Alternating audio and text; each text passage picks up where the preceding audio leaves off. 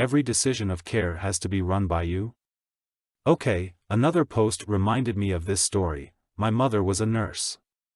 She worked in the same medical/surgical unit for almost 30 years.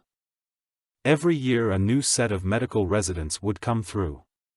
They were mostly nice and eager to learn from everyone, including the nurses. However, there is always an outlier. One afternoon, one of the patients on the floor had an issue. I am not sure what it was, but it had to do with some treatment that a resident ordered that was not agreeing with the patient. No problem, because this is not the first time this has happened in the history of this said treatment, and there is a written protocol on how to make adjustments. The seasoned nurses have seen this before and have made changes to this order hundreds of times. The nurse in charge did the adjustment and all was well. However, when the prescribing resident found out, she went batshit crazy, yelling at everyone about usurping her authority.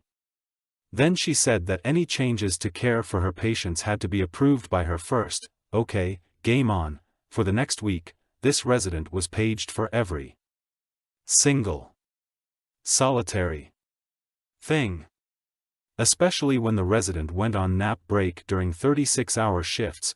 This went on for 2 weeks because the resident complained to everyone thinking that people would side with her.